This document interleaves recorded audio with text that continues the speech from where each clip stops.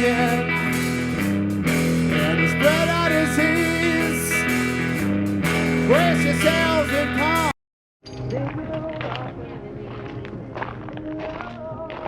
How's it going? My name's Joe. And I'm Maggie. And this is Willow. This is our 2004 International School Bus IC200, and we are Willow the Skoolie on Instagram. And Maggie, you want to take us in? Yeah, sure. So on the outside we have 300 watts of solar, and then we have an alu rack roof rack, which we got from our friend who has a Sprinter van, and we put it on here. We use it for our board storage, like our surfboards and windsurfing boards, and then like our extra windsurf gear and other gear. And then come on in. This is Willow. Yeah, 25 feet. We've got a shower in here, and a toilet that's plumbed. This dinette. I like to get the dinette next to the door, so. Yeah, it's really nice to open up and eat while we have the view here.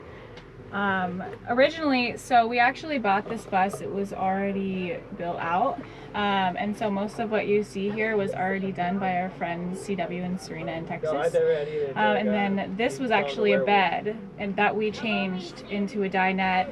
And this wood here is a piece of elm live edge from my parents' property in Ohio. So it's nice to have like a little touch of home here. But yeah, so we have Nora, our cat. Her little nook is under there. And then this is just like extra storage here. Then our fridge, extra storage here. This is what we use as our pantry. This is more shelving from the elm tree, which is cool. More like kitchen storage and stuff. And then for our sink and for our shower, we have a propane heater, which we really like. It heats up the water really fast. And then we have 60 gallons of water, I believe. Yep. That lasts us probably like a week. We try to dump once a week with our like black and gray water tanks, because I think they're like a 20 and 30 gallon, so they fill up.